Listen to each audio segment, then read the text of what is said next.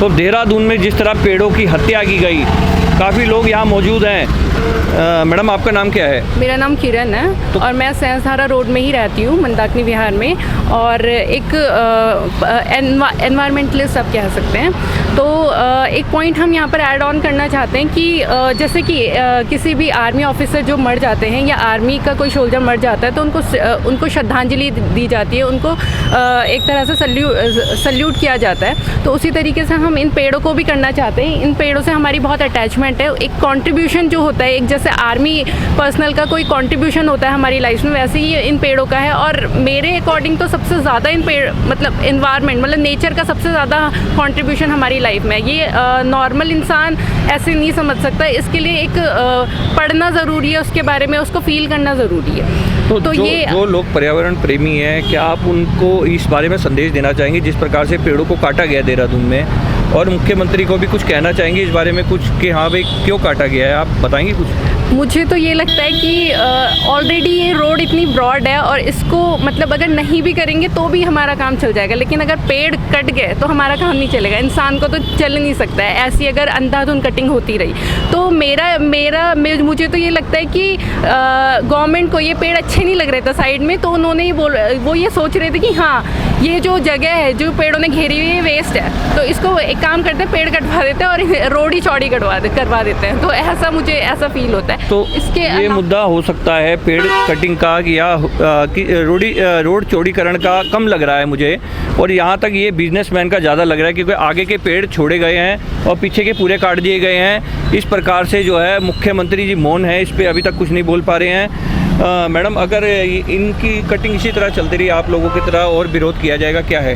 हाँ बिल्कुल विरोध किया जाएगा। हम तो रेडी हैं। हम तो धरना, किसी भी टाइप का धरना, हम चिपकू मूवमेंट करने के लिए स्टार्ट है वापस। लेकिन प्लीज़ ये किसी भी तरीके से स्टॉप हो सकता है तो हम आगे आने के लिए तैयार हैं। और मुझे लगता है कि जितनी भी सैंसधारा रोड में जितनी भी सोसाइटीज़ हैं, हर घर के किसी न किसी मेंबर को आकर प्रोटेस्ट में प्लीज़ पार्टिसिपेट करें, क्योंकि ये आप किसी से भी घर में जाकर पूछ लीजिए, अगर उसको अच्छा लग रहा होगा ये पेड़ कटना, तो किसी को भी नहीं। इवन लोगों को तो अभी अवेयरनेस ही नहीं है, वो तो बस देख रहे हैं, वो सोच रहे होंगे कि हाँ 2-4 पेड़ कट रहे होंगे, लेकिन उन्हें पता ही नहीं है 2200 पेड़ कटने वाले हैं अभी। और एक और इसमें मैं पॉइंट ऐड ऑन करना चाहूँगी कि अगर रोड वाइडनिंग का अगर मुद्दा चला ही है तो अगर हम जितने ज़्यादा पेड़ों को बचा सकते हैं तो क्यों ना हम रोड वाइडनिंग को एक ही साइड से वाइड करें, दूसरी साइड के पेड़ तो बच ही सकते हैं ना। फिर एक साइड से बहुत बड़ा मुद्दा है, छोटा मुद्दा नहीं है। मैडम ने जिस प्रकार से कहा है एक तरफ से चौड़ी किया जाए, दूसरी तरफ से ना किया जाए, और मुख्यमंत्री को भी इन्होंने कहा है कि इसके लिए आप ध्यान दें। जिस प्रकार से कटिंग चल रही है, क्या ये बिजनेस के रूप में?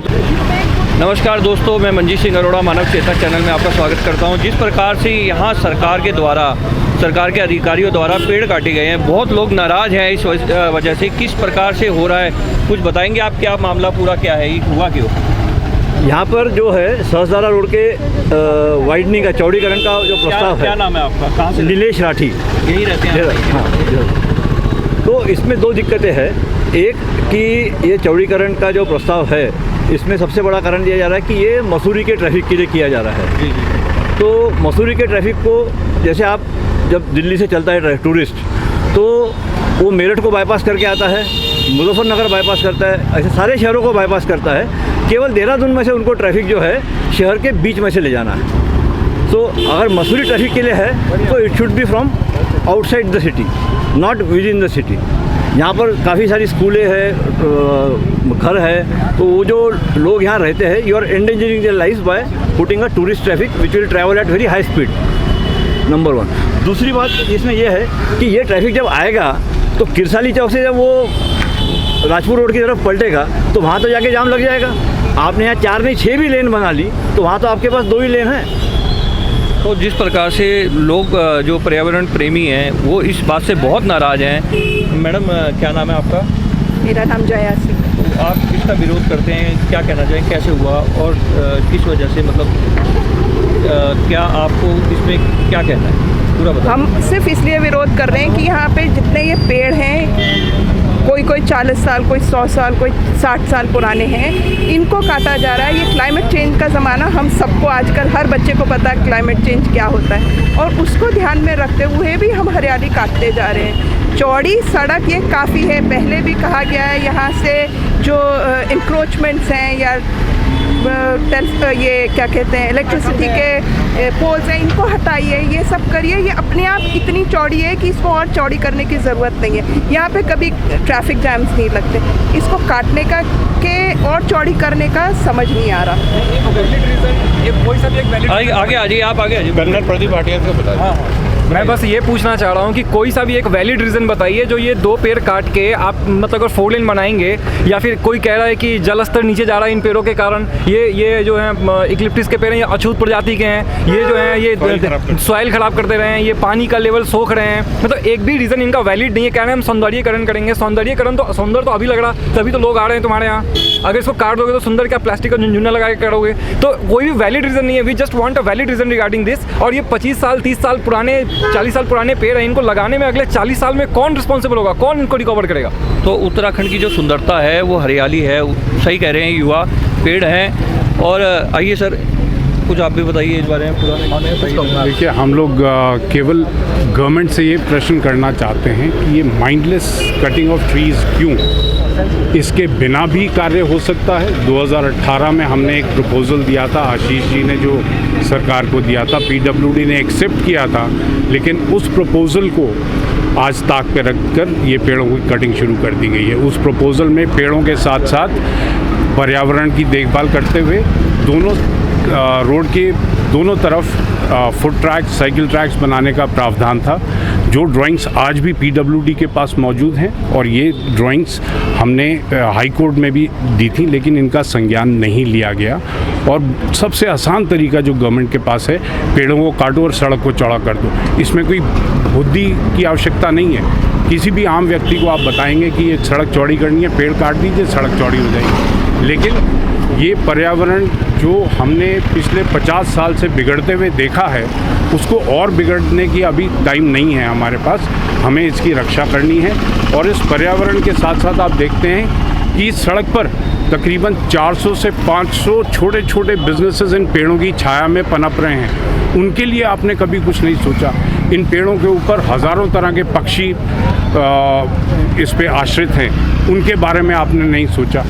आप लगे हैं केवल इस सड़क को चौड़ा करने के लिए, जिसका हम विरोध कर रहे हैं। और हम चाहते हैं कि ये आज का दिन, ये पेड़ जो शहीद हुए हैं हमारे साथ, हमारे सामने, इनको श्रद्धांजलि दी जाए। इन लोगों ने, इन मूक पेड़ों ने 40 साल हमारे सहस्त्रधारा रोड को एक बड़ा अच्छा वातावरण दिया था। अब वो वातावरण से तकरीबन हज़ारों कॉलोनीज़ जो यहाँ पर हैं वो वंचित हो जाएंगी। This is a criminal act by the government of Uttarakhand and PWD specially.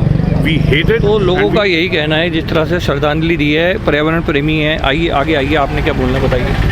Sir, पहले लोकेश नहीं रहते हैं आप? हाँ जी, मैं पैसिफिक गोल्फ में रहता हूँ। तो मेरी तो सबसे पहले मूल रूप से एक जो प्रश्न है वो सरकार से ये है कि अगर हम इस सड़क को चौड़ी करने की बात करते हैं तो उनका जो पहला तर्क आता है वो है कि यहाँ ट्रैफिक है। तो मैं 2 एग्जांपल देता हूँ। मैं अपने बच्चे को सुबह 7:30 बजे उसका स्कूल होता है, छोड़ने जाता हूँ। तो 7 बजे जो पीक आवर्स नहीं है, मैं अग्री करता हूँ। पैसिफिक गोल्फ से लेकर इस सहस्त्रधारा क्रॉसिंग तक मेरे को मात्र 12 मिनट लगते हैं। 10 से 15 मिनट आप कह सकते हैं। दिन का जो पीक समय होता है 12:30 बजे, उसमें इसी 12 किलोमीटर की या 10 किलोमीटर की स्ट्रेच को मुझे 20 से 22 किलोमीटर लगते हैं। तो क्या सरकार के हिसाब से कोई एक डेफिनेशन होनी चाहिए ना? जैसे हम एयर क्वालिटी इंडेक्स का एक मेजर है, हम बोलते हैं कि 0 to 50 is very good, 50 to 100 is good, उसके बाद फिर नॉट सो गुड।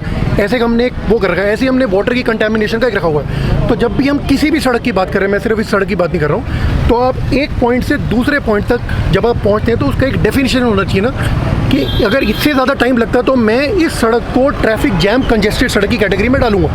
उसकी भी फर्दर कैटेगरी होनी चाहिए, okay congested, very congested, very very congested. फिर उसका एक, सिर्फ एक नहीं कि मेरे पीक आवर्स में कंजेस्टेड होते हैं, then I have to take an average. मुझे एक एवरेज लेना पड़ेगा। मैं सुबह 9 से रात के 9 तक का देखूंगा कि कितनी बार ये सड़क वेरी कंजेस्टेड में जा रही है, कितनी बार नॉट सो कंजेस्टेड, कितनी बार फ्री है। Then I take a call कि हाँ, ये सड़क परमानेंट रूप में कंजेस्टेड है, so now let's take an action. और मैं ये नहीं कह रहा हूँ वो एक्शन पेड़ काटना होना चाहिए। We have to come up with something smart. तो मुख्यमंत्री से आप लोग कुछ कहना चाहेंगे? जिस प्रकार से यहाँ हो रहा है, पेड़ काटे जा रहे हैं, मुख्यमंत्री को कुछ संदेश देना चाहेंगे? मुख्यमंत्री को यही संदेश देना चाहेंगे कि इस हरियाली को, जो देहरादून की धरोहर है, इसको बचा के रख लें। कुछ ही समय बचा है, वैसे ही देहरादून नंगा हुआ जा रहा है, दिल्ली के टेम्परेचर पे पहुंच रहा है, तो उसको किसी तरह बचा लें जिससे कि लोग यहाँ जो रह रहे हैं वो रह सकें। नहीं तो बाहर के लोग यहाँ आएंगे और यहाँ के लोग कहीं और फिर देखेंगे अपना स्थान जाने के लिए, क्योंकि ये रहने लायक नहीं बचेगा। और दूसरी बात ये भी है, जहाँ तक वो प्लांटेशन की बात करते हैं, हम ये कहते हैं कि आप परेड ग्राउंड पर जाके देख लीजिए, आप मीडिया वाले, परेड ग्राउंड के चारों तरफ इतने पेड़ थे, हमने बहुत विरोध किया था। जो दून क्लब के सामने के इतने पेड़ लगे हुए थे, बहुत विरोध किया, सब काट दिए कि हम प्लांटेशन करेंगे। आज जाके देखिए, वहाँ टेम्पो खड़े हो रहे हैं, पेड़ काट दिए लेकिन टेम्पो स्टैंड बन गया है वो, लेकिन उन्होंने कोई प्लांटेशन नहीं किया है। ऐसी कि मतलब आप पूरा नंगा हो चुका है वो परेड ग्राउंड का एरिया। ऐसी सब जगह की यही हालत हो रही है। और जहाँ तक भैया ने कहा कि सर्वे का सवाल है, क्या इस पर आप मीडिया वाले जरा यहाँ खुद सर्वे करिए, लोगों से बात कीजिए। यहाँ कभी ट्रैफिक जाम नहीं होता है इस रोड पे, हार्डली कभी। एंक्रोचमेंट हटा दें तो ये रोड इनफ है यहाँ का ट्रैफिक हैंडल करने के लिए, मेरे ख्याल से नेक्स्ट 5-10 ईयर्स तक। आप क्यों इसको चौड़ा कर रहे हैं? जब तक आपने सर्वे नहीं कराया, प्रॉपर सब लोगों को साथ में ले लेकर चला, आप यहाँ के रेजिडेंट से बात करिए आसपास जाके कि वो क्या चाहते हैं, क्या उनको कोई प्रॉब्लम है। कोई भी नहीं कहेगा। हम लोग जब अभी कल परसों सर्वे कर रहे थे, लोग आगे कह रहे थे साहब इनफ काफ़ी चौड़ी सड़क है, इसको क्यों और चौड़े करने की जरूरत है? कभी ट्रैफिक जाम नहीं होता, कभी कुछ नहीं होता, और जगह का देख लें, लेकिन इस पर कभी ट्रैफिक जाम नहीं होता, तो फिर आप क्यों चौड़ा करना है? तो ये विम्सन फैंसीज पे चल रही है सरकार, तो मैं तो यही कहूँगा। तो ये है देहरादून, जिस प्रकार से हरियाली के रूप में जाना जाता है, देहरादून पर्यावरण के रूप में जाना जाता है। यहाँ दिल्ली से लोग, बॉम्बे से लोग आके बसते हैं, पर आज जो स्थिति हो रही है, यहाँ पेड़ों को लगातार काटा जा रहा है। और सरकार का ये दावा है कि हम सड़क चौड़ी कर रहे हैं, पर लोग इसका विरोध कर रहे हैं कि यहाँ पे इस प्रकार से हरियाली को नहीं काटना चाहिए, पेड़ों को नहीं काटना चाहिए। 10-10 वर्षों तक ये जो है हमारी रक्षा कर रहे हैं। धन्यवाद। मंजीत सिंह अरोड़ा, सुमित रावत के साथ, धन्यवाद।